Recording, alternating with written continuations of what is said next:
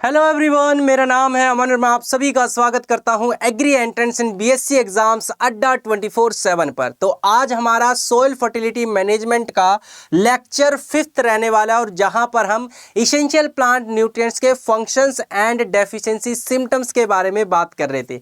इससे पहले की क्लासेस अगर आप लोगों ने नहीं देखी हैं तो उनको देख लीजिएगा। इसी चैनल पर आपको प्लेलिस्ट के सेक्शन में जाना और यहाँ पर देखिए आपको कंप्लीट प्लेलिस्ट मिल जाएगी, जहाँ पर आपकी पुरानी क्लासेस जो है सभी के सभी एक साथ मिल जाएंगी।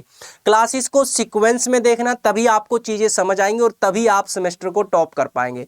हम आप लोगों को सेमेस्टर टॉप करवाएंगे, लेकिन उसके लिए आपको क्लासेस रेगुलर अटेंड करनी पड़ेंगी और रेगुलर अटेंड करने के लिए क्लासेस के लिए जो है आपको चैनल को सब्सक्राइब करके रखना पड़ेगा और नोटिफिकेशन बेल को ऑन कर लीजिए, ताकि आपको जो भी सेमेस्टर की क्लासेस आती हैं या अपडेट्स आते हैं वो सारे के सारे आपको मिल सके। ठीक है, तो चैनल को सब्सक्राइब करके रख लेंगे। बाकी चलिए स्टार्ट करते हैं। आज का हमारा टॉपिक आपका इसेंशियल प्लांट न्यूट्रिएंट्स रहने वाला है, जहां पर हमने अगर प्रीवियस क्लास की बात करते हैं तो कार्बन, हाइड्रोजन, ऑक्सीजन और इसके अलावा नाइट्रोजन, फॉस्फोरस, इनके डेफिशिएंसी सिम्टम्स और फंक्शंस के बारे में बात हमने कर ली थी।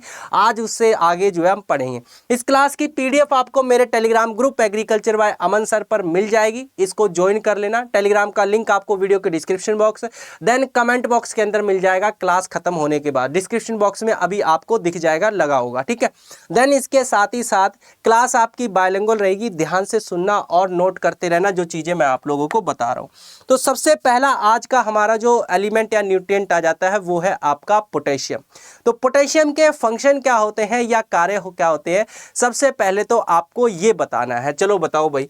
सबसे पहला जो है पोटेशियम का फंक्शन या कार्य की मैं बात करता हूं तो ये जनरली क्या करता है, रेगुलेट करता है। किस चीज को रेगुलेट करता है, तो ये आपका स्टोमेटल मूवमेंट को रेगुलेट करता है। स्टोमेटल मूवमेंट को रेगुलेट करता है। आपको पता है जो पत्तियां होती हैं यानी कि जो लीफ होती हैं पौधे की, उनके ऊपर छोटे छोटे से छिद्र होते हैं जिन्हें हम क्या कहते हैं, स्टोमेटा कहते हैं। और यही स्टोमेटा से जनरली क्या होता है, पानी जो है वो ट्रांसपीरेशन उसका होता है और आपका एटमॉस्फेयर के अंदर चला जाता है। यानी प्लांट क्या करते हैं, आपके वाटर का लॉस यहां से करते हैं, है ना। इसके साथ ही साथ कार्बन डाइऑक्साइड और आपका ऑक्सीजन गैस का जो एक्सचेंज होता है वो भी आपका क्या है, इन स्टोमेटा के थ्रू ही होता है। तो यहां पर इन स्टोमेटा को खोलना बंद करना ये आपका कौन कंट्रोल करता है, पोटेशियम कंट्रोल करता है। तो यही लिखा हुआ है कि रेगुलेट स्टोमेटल मूवमेंट, यानी ये स्टोमेटल मूवमेंट को रेगुलेट करते हैं। इसके साथ ही साथ जो आपकी सीरियल्स क्रॉप होती हैं या पल्सिस क्रॉप होती हैं, उनमें जो दाने की चमक होती है, चमक का मतलब एक तरीके से जैसे भाई अच्छा जो दाना होता है या अच्छा जो सीरियल के सीड होंगे या फिर पल्सिस के सीड होंगे, वो शाइन करते होंगे, वो चमक करते होंगे। कहने का मतलब देखने में बहुत अच्छे लगते हैं। एक तरीके से आप कह सकते हैं उनकी क्वालिटी क्या है, बहुत अच्छी होती है। तो यानी जो पोटेशियम होता है ये खासकर क्या है, आपका सीरियल्स की बात कर लीजिए, यानी ये जनरली क्या है, सीरियल्स हो गया। देन इसके साथ ही साथ आपका पल्सिस हो गया। इनकी क्वालिटी को क्या करता है, इनहेंस करता है। क्वालिटी को क्या करता है, ये इनहेंस करता है या फिर कह लीजिए आपका इंक्रीज करता है। इसीलिए हम इसे बेसिकली क्या है, क्वालिटी एलिमेंट के नाम से भी जानते हैं। इसीलिए इसे क्या है, आपका क्वालिटी एलिमेंट के नाम से भी जो है जाना जाता है।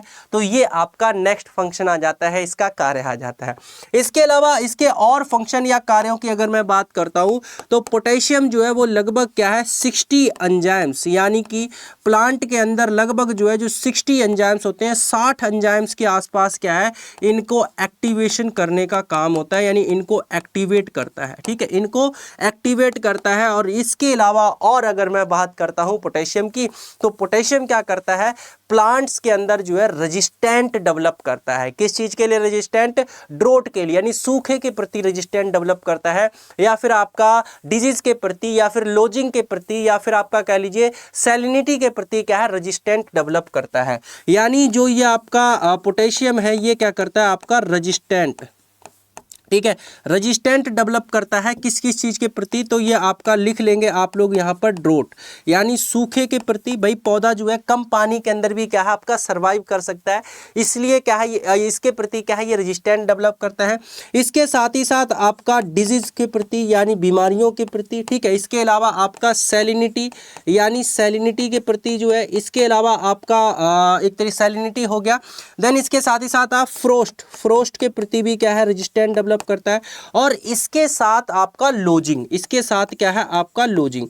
तो इन सभी के प्रति जनरली क्या है आपका जो पोटेशियम होता है वो क्या करता है रेजिस्टेंट डेवलप करता है। अब यहाँ पर एक बात मैं बता देता हूँ, ड्रोट का मतलब सूखा होता है, यानी फसलों को जनरली आपको पता है पानी चाहिए होता है, बिना पानी के वो सर्वाइव नहीं कर सकते। लेकिन पोटेशियम क्या है इस तरीके का रेजिस्टेंट डेवलप कर देता है कि वो जनरली क्या है कम पानी में भी क्या है सर्वाइव कर सकती है। थोड़ा बहुत जो है पानी कम उन्हें मिलता है या फिर आपका कह लीजिए कम कंडीशन इस तरीके देखने को मिलती है, तब भी वो सर्वाइव कर लेते हैं।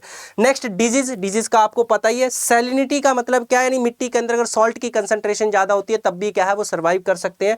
फ्रोस्ट मतलब सर्दियों में जो पाला पड़ता है उस पाले से भी क्या है वो फसल को बचाते हैं। देन लोजिंग का मतलब यानी खेत के अंदर पानी भर जाता है या तेज हवा जब चलती है बारिश होती है तब फसल क्या आपकी गिर जाती है, तो वो गिरने से क्या है आपका रोकता है। ये भी क्या है पोटेशियम का फंक्शन आ जाता है या फिर कह लीजिए एक तरीके से कार्य आ जाता है। नेक्स्ट जो कार्य है आपका पोटेशियम का वो है शुगर ट्रांसलोकेशन, यानी ये जनरली क्या करता है शुगर को ट्रांसलोकेट करता है। शुगर ट्रांसलोकेशन जो है इसका कार्य होता है। कहने का मतलब फोटोसिंथेसिस में यानी प्रकाश संश्लेषण में जो भी खाना बनता है, जो भी भोजन बनता है आपका वो पत्तियों में बनता है। उसके बाद वो क्या आपका जहां पर स्टोर वाला पोर्शन होता है, यानी जहां पर क्या है वो खाना आपका स्टोर होता है। जैसे फॉर एग्जांपल के लिए अगर मैं बात करूं आपका गन्ना है, गन्ने की पत्तियां क्या करती है फोटोसिंथेसिस या प्रकाश संश्लेषण करती हैं। तो गन्ने की पत्तियों में खाना बन रहा है और वो स्टोर कहां पर हो रहा है गन्ने के तने में हो रहा है, क्योंकि वहीं से तो शुगर निकलती है ना। तो आपका क्या है पत्तियों से तने तक उस चीज को पहुंचाने में पोटेशियम क्या करता है इंपॉर्टेंट रोल प्ले करता है। तो ये आपके क्या है पोटेशियम के फंक्शन आ जाते हैं, कार्य आ जाते हैं। सभी को आई होप जो है पोटेशियम के फंक्शन या कार्य जो है क्लियर हो चुके होंगे। तो यहाँ पर लिखा हुआ भी है देखिए, रेगुलेट स्टोमेटा यानी स्टोमेटा की मूवमेंट को रेगुलेट करता है। क्वालिटी एलिमेंट के नाम से जाना जाता है, क्यों जानते हैं बता दिया मैंने। इसके अलावा वाटर लॉस को ये आपका कंट्रोल करता है, क्योंकि स्टोमेटा को रेगुलेट कर रहा है तो ऑब्वियस सी बात है वाटर लॉस को भी यह क्या करेगा कंट्रोल करेगा। फोटोसिंथेसिस के अंदर क्या करता है मदद करता है। देन आपका रेजिस्टेंस डेवलप करता है स्ट्रेस के प्रति, ड्रोट के प्रति, लोजिंग के प्रति, डिजीज के प्रति, फ्रोस्ट के प्रति, इन सभी के प्रति, ठीक है। इसके अलावा क्या है आपका एंजाइम्स एक्टिवेशन का भी काम ये करता है, यानी लगभग 60 एंजाइम्स जो है इसके द्वारा एक्टिवेट किए जाते हैं। तो ये आपका पोटेशियम का फंक्शन आ जाता है। आप इसको लिखना चाहे लिख लीजिए, हिंदी इंग्लिश दोनों में दिया गया है। इसके साथ ही साथ आपको ये PDF agriculture by Aman sir मेरे टेलीग्राम ग्रुप पर मिल जाएगी, तो परेशान होने की जरूरत नहीं है। चैनल को सब्सक्राइब कर लो भाई, ठीक है। आप लोगों को यहाँ पर रेगुलर सेमेस्टर की क्लासेस मिलती रहेंगी। चैनल को सब्सक्राइब करके नोटिफिकेशन बेल को ऑन कर लीजिए और इसके साथ ही साथ वीडियो को लाइक कर दीजिए अगर आप लोगों ने अभी तक नहीं किया है। अब चलिए हम बात कर लेते हैं पोटेशियम के कमी के लक्षण जो है पौधे के अंदर कैसे दिखाई देते हैं। तो कल मैंने ये बात बताई थी आपको कि नाइट्रोजन, फास्फोरस, पोटेशियम और मैग्नीशियम इन सभी के कमी के लक्षण पौधे की पुरानी पत्तियों पर आते हैं। तो पोटेशियम के कमी के लक्षण भी आपको क्या है यहाँ पर जो है ओल्डर लीव्स पर दिखाई देंगे, यानी पौधे की पुरानी पत्तियों पर दिखाई देंगे। सबसे पहली बात तो ये है ओल्डर लीव्स पर क्या है आपको कमी के लक्षण दिखाई देंगे पुरानी पत्ती पर। अब कमी के लक्षण होंगे कैसे, तो यहाँ पर देखिए आपको पत्ती कैसी दिखाई दे रही है। पत्ती का जो साइड वाला हिस्सा है यानी जो मार्जिनल है, जो लीफ का मार्जिन है वो क्या हो चुका है झुलस चुका है, जल चुका है। इसे हम कहते हैं लीफ स्कोर्चिंग। तो जनरली क्या है आपका पोटेशियम की अगर कमी होती है प्लांट्स के अंदर, पौधों के अंदर, तो क्या है लीफ स्कोर्चिंग देखने को मिलता है, यानी पत्ती क्या है इस तरीके से देखिए साइड से झुलस जाती है, यानी किनारा जो होता है वो आपका जल जाता है, जैसा कि आप यहाँ पर इमेज के अंदर देख रहे हो, ठीक है। तो वही यहाँ पर लिखा हुआ है कि पत्तियों के किनारों का झुलसना और मरना वो आपका क्या है पोटेशियम के कमी के लक्षण होते हैं, जो कि पुरानी पत्तियों पर दिखाई आपके देंगे। नेक्स्ट हम बात कर लेते हैं अब आपके कि पोटेशियम की कमी की वजह से आपकी डिसऑर्डर कौन सा देखने को मिलता है पौधों के अंदर। तो डिसऑर्डर देखने को मिलता है आपका रोसेटिंग। रोसेटिंग बेसिकली क्या होता है, रोसेट डिजीज भी इसे हम कहते हैं। ये बेसिकली होता क्या है, चलिए इसके बारे में थोड़ा सा मैं आप लोगों को बता देता हूं। फॉर एग्जांपल के लिए जैसे हमने क्या किया, इस प्लांट को बनाया, ठीक है, ये प्लांट आपका ड्रॉ किया है हमने, ठीक है। अगर मैं इस प्लांट की बात करता हूं तो जैसे यहां पर लीफ निकली हुई है, यहां पर लीफ निकली हुई है, ठीक है। ठीक है। तो जहाँ से लीफ निकलती है, जैसे अगर आपने पौधे को कभी ध्यान से देखा है, एक नोड यानी गांठ यहाँ पर होगी, एक नोड यहाँ पर होगी यानी गांठ यहाँ पर होगी। ये नोड है, ये नोड है, दो नोड के बीच का जो स्टेम आपका होता है, डिस्टेंस जो है, इसे हम कहते हैं इंटर नोड। इसे आपका क्या कहा जाता है? इंटर नोड कहा जाता है। इतना तो आप लोगों को आई होप पता होगा, ये इंटर नोड होता है और इसे हम क्या कहते हैं? नोड कहते हैं, ठीक है। दो इन नोड्स के बीच का जो डिस्टेंस होता है उसे आपका इंटर नोड कहा जाता है। तो अगर पोटेशियम की कमी होती है तो होता क्या है, बेसिकली जो इंटर नोड डिस्टेंस है ये आपका क्या है? कम हो जाता है, यानी छोटा हो जाता है, जिसकी वजह से क्या होगी? पत्तियां पास पास में हो जाएंगी। अभी पत्तियां दूर दूर है, फिर पास पास में पत्तियां आ जाती हैं, और उसके बाद क्या है, जो लीफ है आपकी ये भी साइज में छोटी हो जाती हैं, जिसकी वजह से क्या होता है?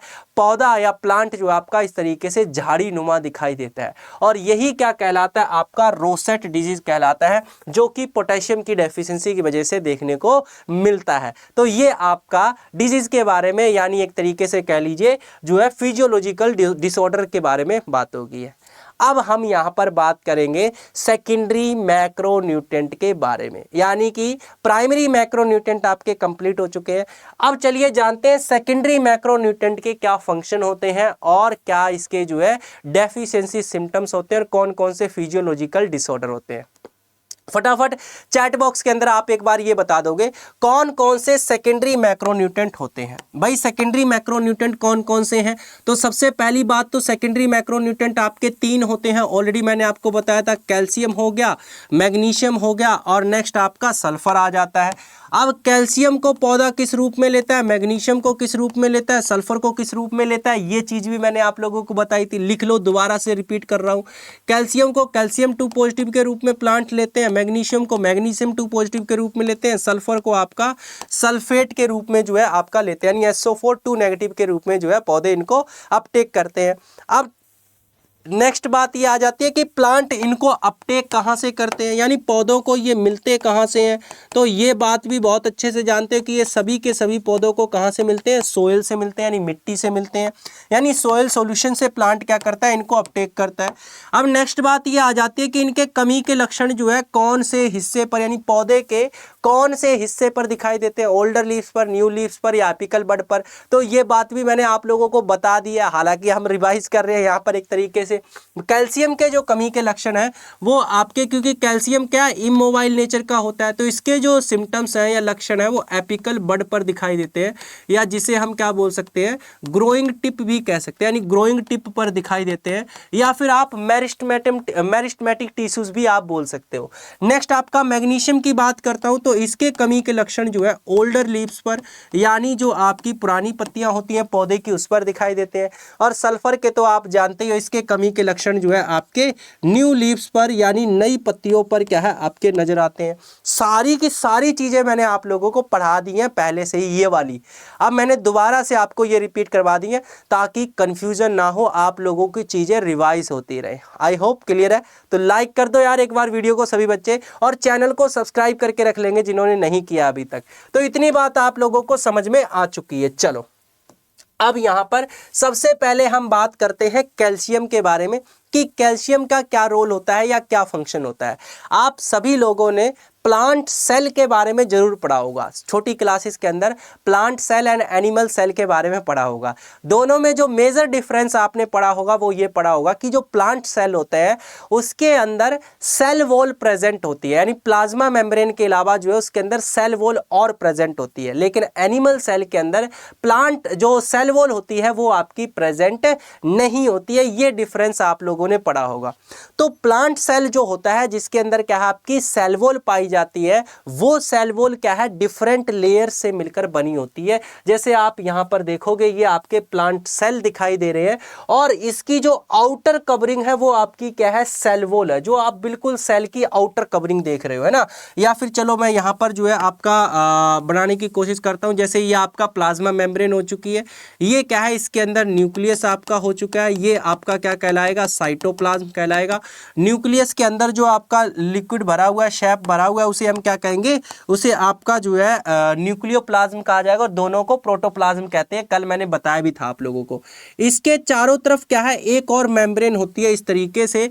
इस मेम्ब्रेन को हम जनरली क्या बोलते हैं आपका, इसे कहा जाता है सेल वॉल। इसे हम क्या बोलते हैं, सेल वॉल आपका कहते हैं।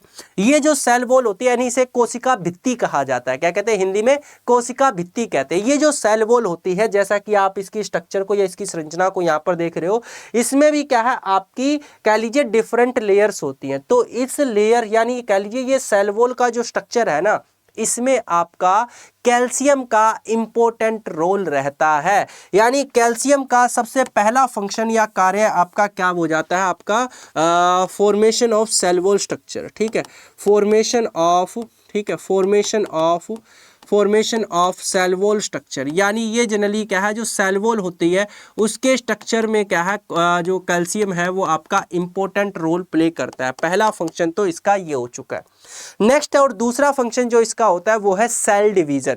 यानी कैल्शियम क्या है आपका रोल प्ले करता है किसके अंदर, सेल डिवीजन। यानी सेल डिवीजन के अंदर क्या है इसका रोल होता है। ठीक है, ये क्या है, सेल डिवीजन के अंदर जो है आपका रोल प्ले करता है। सेल डिवीजन का मतलब क्या होता है, जैसे ये एक सेल है तो इससे जनरली क्या है आपके दो सेल बनेंगे, है ना। ये सेल अपने आप को डिवाइड करेगा तो इस तरीके से क्या है ये दो सेल बन चुके हैं। तो ये आपका क्या कहलाता है, सेल डिवीजन कहलाता है।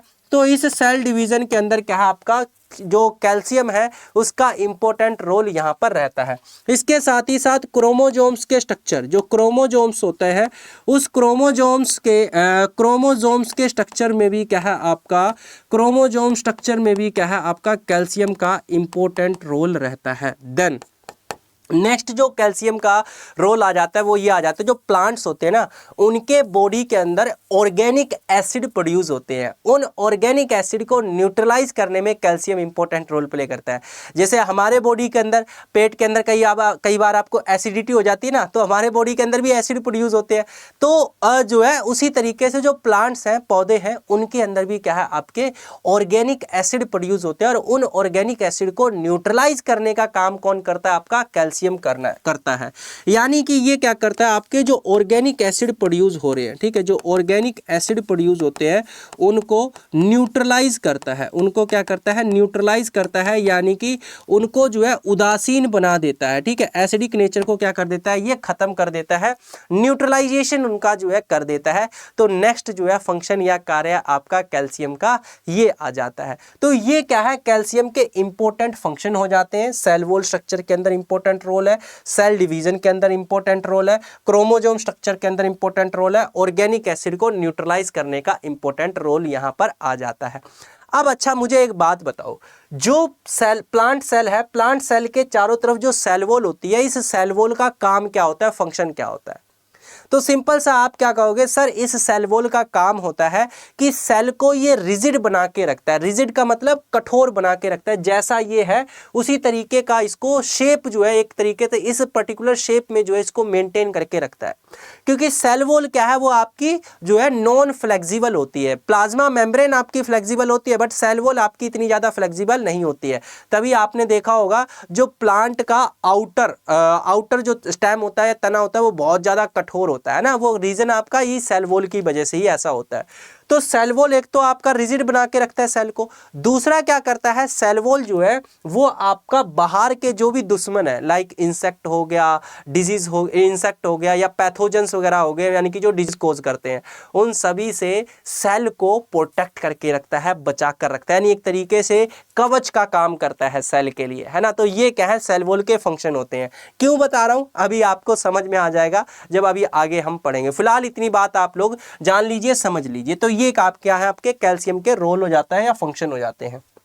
चलो देखो यहां पर सबसे पहले आपका ये तो चीज मैंने ऑलरेडी बताई दी। अभी कैल्शियम आपका इमोबाइल न्यूट्रिएंट होता है या फिर एलिमेंट होता है, तभी इसके कमी के लक्षण जो है आपके प्लांट्स के एपिकल बड पर या ग्रोइंग टिप पर दिखाई देते हैं। ये बात आप जान चुके हो। सेल वॉल का कंपोनेंट होता है, यानी सेल वॉल के निर्माण में क्या है, ये आपका रोल प्ले करता है या फिर सेल वॉल के अंदर क्या है, ये आपका पार्टिसिपेशन करता है। देन सेल डिवीजन और क्रोमोसोम स्ट्रक्चर का रोल प्ले करता है।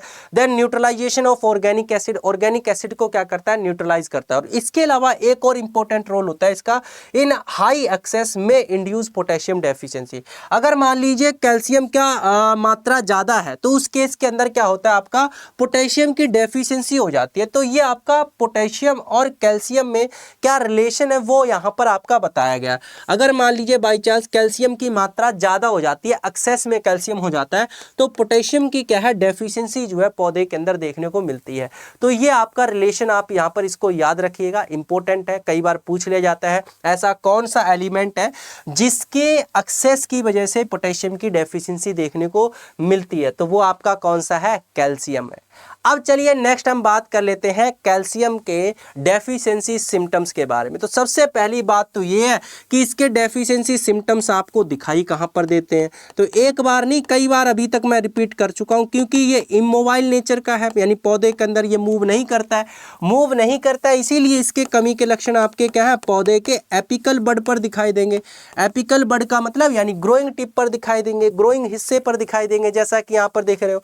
अब वो सिम्टम्स आपके होंगे कैसे, तो जो एपिकल बड होती है या ग्रोइंग टिप होती है वो देखिए आपकी क्या हो जाती है, सूख जाती है। यहाँ पर देखिए वो सूख चुकी है, यानी कि आपकी ड्राई हो चुकी है, डेड हो चुकी है। तो ऊपर से नीचे की तरफ क्या है, पौधा इस तरीके से सूखता हुआ आपको नजर आता है। पहले ऊपर वाला हिस्सा सूखेगा, फिर धीरे धीरे वो नीचे की तरफ बढ़ता जाता है। तो इसे हम कहते हैं डाई बैक। क्या बोला जाता है इसे, डाई बैक, यानी ऊपर से नीचे की तरफ सूख रहा है। तो डेथ ऑफ टर्मिनल बड, या फिर आप इसे क्या कह सकते हो, डाई बैक जो है देखने को मिलती है। यानी कि क्या है, डाई बैक जो है आपको यहां पर देखने को मिलता है। यानी जो प्लांट का एपिकल बड होती है, टर्मिनल बड होती है, वो आपकी डेड हो जाती है, मर जाती है। तो ये आपके सिम्टम्स होते हैं। नेक्स्ट हम बात कर लेते हैं आपका कौन कौन से फिजियोलॉजिकल डिसऑर्डर इसकी वजह से देखने को मिलते हैं अगर पौधे के अंदर क्या है, कैल्शियम की कमी होती है। तो देखिए बहुत सारे डिसऑर्डर है, चलिए जानते हैं। सबसे पहला है फ्रूट रोटिंग। फ्रूट रोटिंग के अंदर जो है आपका कैल्शियम का क्या रोल होता है, तो आप कहोगे सर फ्रूट रोटिंग, यहाँ तो आपके इंसेक्ट होंगे या पैथोजेंस होंगे, यानी बैक्टीरिया फंजाई होंगे जो फल को सड़ा देंगे, यहाँ पर कैल्शियम का क्या काम है। तो मैंने अभी थोड़ी देर पहले आपको क्या बताया था कि कैल्शियम किसका पार्ट होता है, सेल वॉल का। यानी सेल वॉल किससे बन रही है आपकी, कैल्शियम वहाँ पर इंपॉर्टेंट रोल प्ले कर रहा है। अब जब सेल वॉल स्ट्रॉन्ग होगी तभी तो आपका जो सेल है वो बाहर की चीज़ों से प्रोटेक्ट रहेगा, यानी पैथोजन से बचेगा, इंसेक्ट से बचेगा।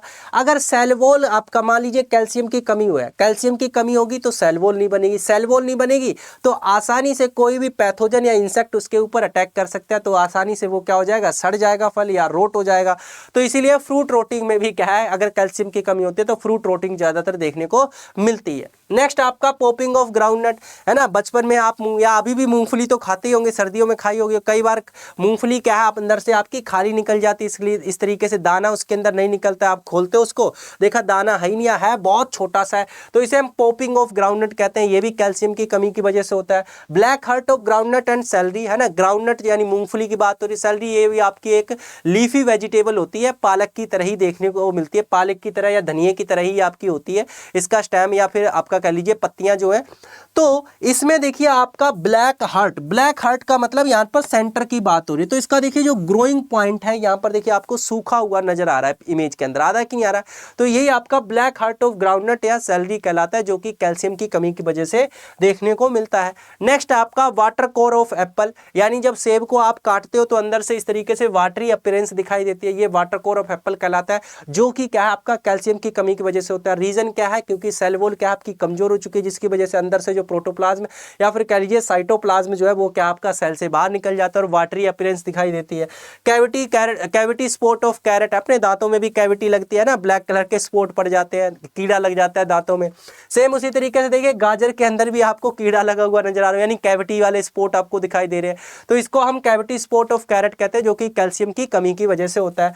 Blossom and wrote of tomato, blossom and wrote क्या होता है, ये टमाटर है, टमाटर का निचला हिस्सा देखो आपको यहाँ पर जो है खराब नजर आ रहा है, वो क्या हो चुका है, सड़ चुका है या खराब हो चुका है, इसे ब्लॉसम एंड रोट कहते हैं, जो कि जनरली कैल्शियम की कमी की वजह से ही होता है। तो ये सारे के सारे जो डेफिशिएंसी सिम्टम्स हैं या डिसऑर्डर हैं, ये आपके कैल्शियम की कमी की वजह से देखने को मिलते हैं। बात क्लियर हो चुकी है। चलो अब हम नेक्स्ट एलिमेंट के बारे में या न्यूट्रिएंट के बारे में बात करेंगे, वो है आपका कैल्शियम मैग्नीशियम। यानी अब हम बात करेंगे मैग्नीशियम के बारे में। मैग्नीशियम के क्या क्या फंक्शन होते हैं, सबसे पहले तो ये जानते हैं। चलो भाई बताओ मैग्नीशियम के क्या क्या फंक्शन या क्या क्या कार्य होते हैं। कल मैंने आपको जब नाइट्रोजन के बारे में पढ़ाया था तब मैंने सबसे पहला पॉइंट आपको नाइट्रोजन के केस में क्या लिखवाया था कि नाइट्रोजन जो है क्लोरोफिल के फॉर्मेशन में, या क्लोरोफिल का क्या होता है, कंपोनेंट होता है, यानी पार्ट होता है, कॉन्स्टिट्यूट होता है ना। तो मैंने क्लोरोफिल ए का फॉर्मूला आपको लिखवाया था। क्लोरोफिल ए का फॉर्मूला क्या होता है भाई, बताएगा कोई बच्चा? क्लोरोफिल ए का फॉर्मूला होता है C55H72O5N4Mg। तो ये आपका क्या है, क्लोरोफिल का फॉर्मूला होता है। देन क्लोरोफिल ए का फॉर्मूला होता है। इसी तरीके से क्लोरोफिल बी के फॉर्मूले की अगर मैं बात करता हूं तो क्लोरोफिल बी का फॉर्मूला होता है C55H70, ठीक है, O6N4Mg। ये आपका क्या है, क्लोरोफिल बी का फॉर्मूला होता है। आप क्लोरोफिल के बारे में डिटेल में फंडामेंटल ऑफ क्रॉप फिजियोलॉजी जो आपका सब्जेक्ट है उसके अंदर आप पढ़ोगे, है ना। फिलहाल यहाँ पर फॉर्मूला जान लीजिए। ये फॉर्मूले क्या है आपका, क्लोरोफिल ए का, क्लोरोफिल बी का। फॉर्मूले में डिफरेंस कितना है, कार्बन सेम है। हाइड्रोजन में आप देखोगे तो यहाँ 72 है, यहाँ 70 है, यहाँ O5 है, यहाँ O6 है, बाकी चीजें सेम है। ऐसा क्यों है, वो मिथाइल और आपका कह लीजिए यानी एक में CH3 ग्रुप होता है और इसमें आपका CHO ग्रुप होता है, इस वजह से होता है। वो आप क्रॉप फिजियोलॉजी के अंदर डिटेल में पढ़िएगा, यहाँ पर उसकी जरूरत नहीं है। फिलहाल आपको मैं यहां पर बताने की कोशिश ये कर रहा हूं। अगर आप इसके अंदर देखोगे, देखिए इसके अंदर 4 नाइट्रोजन है दोनों के अंदर, तो नाइट्रोजन का तो हमने पढ़ लिया। बात आ जाती है मैग्नीशियम की। मैग्नीशियम भी देखिए इसके अंदर एक है। तो यहां पर एक्चुअल में होता क्या है, मैग्नीशियम इस तरीके से सेंटर में होता है और इसके साथ ये 4 नाइट्रोजन जो है इस तरीके से जुड़े होते हैं। आप देख रहे हो ना, ये 4 नाइट्रोजन क्या है, इस तरीके से जुड़े होते हैं। तो मैग्नीशियम यहां पर देखिए, बाकी आगे चल के फिर ये क्या है आपके नाइट्रोजन फर्दर ये बॉन्डिंग करते हैं और इस तरीके से क्या है, क्लोरोफिल का केमिकल स्ट्रक्चर देखने को मिलता है। तो यहां पर आप क्या देख रहे हो, मैग्नीशियम जो है वो क्या आपका सेंट्रल आइटम है। यानी सबसे पहला जो रोल आपका मैग्नीशियम का है वो जनरली क्या है, मैग्नीशियम जो है सेंट्रल आइटम है, ठीक है, सेंट्रल आइटम है। सेंट्रल आइटम का role, central item of chlorophyll, यानी ये क्या है, जनरली क्लोरोफिल का सेंट्रल आइटम है। बात समझे कि नहीं समझे? पहला काम तो ये आपका हो चुका है मैग्नीशियम का। इसके अलावा नेक्स्ट जो काम है मैग्नीशियम का, वो मैग्नीशियम का काम क्या है, वो है आपका कि जो मैग्नीशियम है ना, ये भी बेसिकली क्या करता है, अगर ये भी जनरली क्या करता है आपका, एक तो शुगर को, है ना, शुगर को क्या करता है, ये ऐड करता है। देन इसके साथ ही साथ फोस्फोरस के ट्रांसलोकेशन में, ठीक है, फोस्फोरस के ट्रांसलोकेशन में भी क्या करता है, ये आपका मदद करता है। कौन? मैग्नीशियम। यानी जो मैग्नीशियम का नेक्स्ट फंक्शन या कार्य क्या आ जाता है, शुगर को ऐड करता है, इसके साथ ही साथ फोस्फोरस के ट्रांसलोकेशन में भी मदद करता है। या फिर आप थोड़ा बहुत कह सकते हो कि मैग्नीशियम कहीं ना कहीं थोड़ा बहुत शुगर एंड फोस्फोरस के ट्रांसलोकेशन में भी मदद करता है, यानी मूवमेंट में भी मदद करता है। तो ये क्या है, मेनली आपके मैग्नीशियम के जो है फंक्शन आ जाते हैं, कार्य आ जाते हैं। तो देखिए यहाँ पर एक तो क्लोरोफिल का सेंट्रल आइटम है, दूसरा क्या है, शुगर और फोस्फोरस के ट्रांसलोकेशन में क्या करता है, मदद करता है। तो ये क्या है, आपके फंक्शन हो जाते हैं किसके, मैग्नीशियम के। बात समझ में आई कि नहीं आई? हाँ जी बताइए। All clear? सभी को इतनी बात क्लियर हो चुकी है? तो ये क्या है, मैग्नीशियम के फंक्शन आपके हो जाते हैं। चलिए अब हम बात कर लेते हैं यहाँ पर मैग्नीशियम के कमी के लक्षण, है ना। मैग्नीशियम के कमी के लक्षण, सबसे पहली बात, इसके कमी के लक्षण आपको दिखाई कहाँ पर देंगे? तो ऑब्वियस सी बात है, मैग्नीशियम के कमी के लक्षण आपको ओल्डर लीव्स पर दिखाई देते हैं, क्योंकि मैग्नीशियम क्या है, हाईली मोबाइल नेचर का होता है, इस वजह से। अब मैग्नीशियम के कमी के लक्षण दिखाई कैसे देते हैं? पुरानी पत्तियों पर दिखाई देंगे। और कैसे दिखाई देते हैं? इंटरवेनल क्लोरोसिस आपको देखने को मिलती है। यानी इंटरवेनल क्लोरोसिस क्या है, आपको यहां पर देखने को मिलती है। अब आपके मन में ये आ रहा होगा कि सर ये इंटरवेनल क्लोरोसिस है क्या? तो अगर आप लोगों ने पत्ती के यानी लीफ के स्ट्रक्चर को बहुत अच्छे से बारीकी से अगर ध्यान से देखा होगा तो आपने देखा होगा लीफ का स्ट्रक्चर कुछ इस तरीके से होता है। यानी पत्ती की संरचना कुछ इस तरीके से देखने को मिलती है। ये जो बीच में आपको सिराएं सिराएं दिखाई दे रही हैं, इनको हम कहते हैं वेन्स। ठीक है, इनको क्या कहा जाता है? वेन्स कहा जाता है, यानी सिराएं कहा जाता है। और ये पूरा वेन्स का जो सिस्टम आपको दिखाई दे रहा है, इसे हम कहते हैं वेनेशन सिस्टम। क्या कहते हैं इसे? वेनेशन सिस्टम कहते हैं। और लीफ जो है ये पूरी की पूरी क्या होती है? ग्रीन होती है, हरी होती है, क्योंकि सब में क्या आपका क्लोरोफिल प्रेजेंट है। जब क्लोरोफिल आपका गायब होता है और येलो कलर यानी कि इस तरीके से पत्ती पीली पड़ने लगती है, तो जनरली उसे हम कहते हैं क्लोरोसिस। क्या कहते हैं उसे? क्लोरोसिस कहते हैं। लेकिन क्लोरोसिस में भी जब पत्ती क्या है आपका सिर्फ और सिर्फ इन वेन्स के बीच वाला जो हिस्सा है वो आपका क्या कर रहा है? पीला पड़ रहा है, लेकिन जो वेन्स है वो आपकी क्या है? अभी भी हरी है या ग्रीन है। यानी वेन्स के बीच वाला हिस्सा आपका क्या है? येलो नजर आ रहा है, जैसा आपको इस इमेज के अंदर नजर आ रहा है। तो इसको हम कहते हैं इंटरवेनल क्लोरोसिस। क्या कहा जाता है इसे? इंटरवेनल क्लोरोसिस कहा जाता है। तो मैग्नीशियम की कमी की वजह से पौधों के अंदर आपको इंटरवेनल क्लोरोसिस जो है देखने को मिलती है। और इसके साथ ही साथ जो ये पत्ती होती है ये ऊपर की तरफ थोड़ी सी मुड़ी हुई होती है, यानी कपिंग शेप होती है। जैसे आप गोलगप्पे के पास गोलगप्पे खाने जाते हो तो आपको कटोरी पकड़ा देते हैं ना, जो हल्की सी ऊपर की तरफ मुड़ी होती है। सेम उसी तरीके से ये पत्ती भी क्या है? हल्की सी साइडों से जो है ऊपर की तरफ मुड़ जाती है, कप लाइक संरचना जो है बना लेती है। तो ये क्या है? मैग्नीशियम के कमी के लक्षण जो है आपको देखने को मिलते हैं पौधों के अंदर। अब नेक्स्ट बात ये आ जाती है कि मैग्नीशियम की कमी की वजह से कौन कौन से फिजियोलॉजिकल डिसऑर्डर जो है प्लांट के अंदर होते हैं। तो सबसे पहला आपका आ जाता है रेडनिंग इन कॉटन, यानी जो कॉटन यानी जो कपास होती है उसकी पत्तियां इस तरीके से क्या है आपको रेड कलर की, प्लस जो है आपको येल्लोपन भी हालांकि हल्का बहुत दिखाई देगा इसके अंदर। बाकी रेडनिंग इन कॉटन जो है ये आपकी क्या है? मैग्नीशियम की डेफिशिएंसी की वजह से देखने को मिलता है। देन आपका सैंड्रोन डिजीज ऑफ टोबैको, यानी तंबाकू के पौधे की जो पत्तियां होती हैं इस तरीके से देखिए आपको देखने को मिलती है, वो इंटरवेनल क्लोरोसिस से आपको एक तरीके से देखने को मिल रहा है। और ये भी क्या है? आपका मैग्नीशियम की कमी की वजह से ही जो है पौधों के अंदर देखने को मिलता है। तो ये आपके इंपॉर्टेंट दो डिसऑर्डर आ जाते हैं जो कि मैग्नीशियम की कमी की वजह से होते हैं। अब नेक्स्ट आपका जो एलिमेंट या फिर कह लीजिए नेक्स्ट जो आपका न्यूट्रिएंट है वो आ जाता है सल्फर। अब सल्फर के क्या फंक्शन होते हैं सबसे पहले हम वो बात करेंगे। मजा आ रहा है भाई किस क्लास के अंदर? मैं ऐसा तो नहीं कह रहूँगा कि एंटरटेनमेंट आपका हो रहा होगा या इंजॉय आप कर रहे होंगे। ऑब्वियस सी बात है, अगर आपको पढ़ना सारी चीज़ें समझ में आ रही होंगी तो अच्छी, तो आप जनरली क्या है क्लास को इंजॉय भी कर रहे होंगे।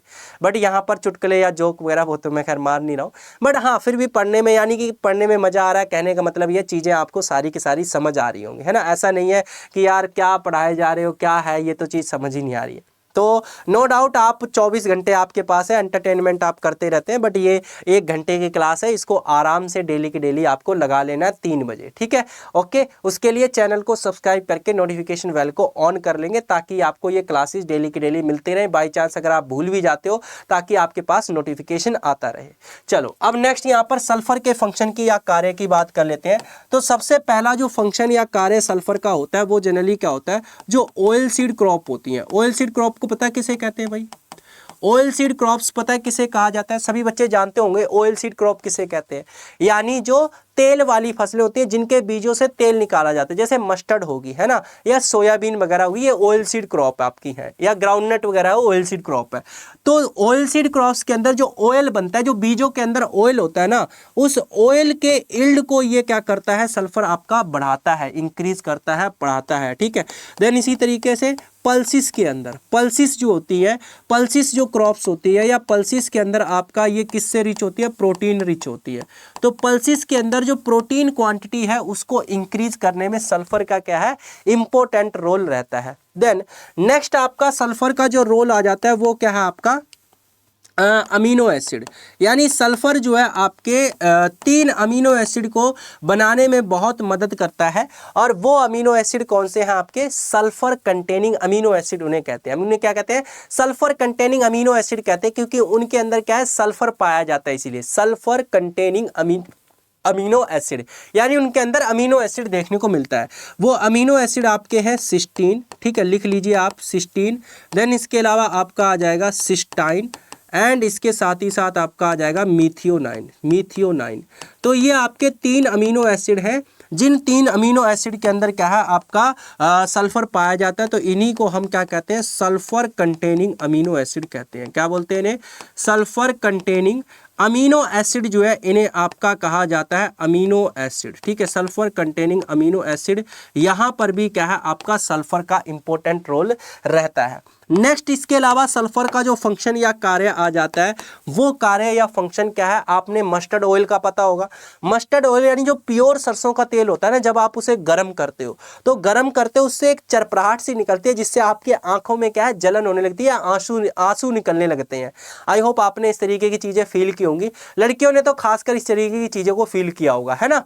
तो जनरली आपका जो मस्टर्ड ऑयल होता है, आप यहाँ पर लिख लीजिए, जो मस्टर्ड ऑयल होता है, मस्टर्ड ऑयल के अंदर जो उस तरीके की जो फ्रेगनेंस है, या फिर फ्रेगनेंस तो क्या कहेंगे, यानी जो पंजेंसी आपकी आती है, वो बेसिकली किसकी वजह से आती है, ग्लूकोसाइनोलेट की वजह से आती है। किसकी वजह से, ग्लूकोसाइनोलेट्स जो है ये आपका कंपाउंड होता है, इसकी वजह से देखने को मिलती है। और इसके अंदर क्या है आपका सल्फर पाया जाता है, इसके अंदर क्या है सल्फर पाया जाता है।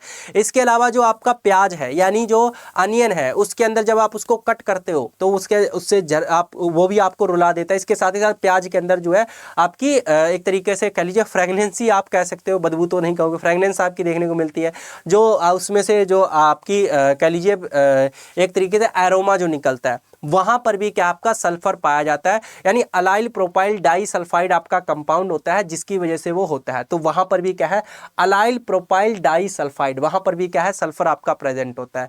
इसके अलावा सल्फर का क्या काम होता है, तो ये जनरली क्या है एक बैक्टीरिया होता है जिसे हम कहते हैं थायोबैसिलस बैक्टीरिया, ठीक है। ये जो थायोबैसिलस बैक्टीरिया है, ये थायोबैसिलस बैक्टीरिया कैसा बैक्टीरिया है, ये आपका सल्फर ऑक्सीडाइजिंग बैक्टीरिया है। यानी ये क्या आपका सल्फर ऑक्सीडाइजिंग बैक्टीरिया है। कहने का मतलब क्या है यहाँ पर अभी मैं आपको बताता हूँ। ये यानी ये जो थायोबैसिलस है ये आपका सल्फर ऑक्सीडाइजिंग बैक्टीरिया, यानी ये सल्फर आपका इसको क्या करता है, ये ऑक्सीडाइज करता है, यानी SO4 2 नेगेटिव के अंदर कन्वर्ट करता है। तो आपको पता है पौधा सल्फर को किस रूप में लेता है, सल्फेट के रूप में लेता है, SO4 2 नेगेटिव के रूप में लेता है। तो ये मान लीजिए मिट्टी के अंदर सल्फर इस रूप में प्रेजेंट है, तो पौधा इस रूप में नहीं ले पाएगा, क्योंकि पौधा तो इस रूप में लेगा। तो सल्फर को, एलिमेंटल सल्फर को सल्फेट के रूप में कन्वर्ट करने के लिए क्या है आपका थायोबैसिलस बैक्टीरिया जो है काम करता है। यानी ये जो थायोबैसिलस बैक्टीरिया है ये क्या करता है, यहाँ पर इस रिएक्शन को कंटिन्यू करता है।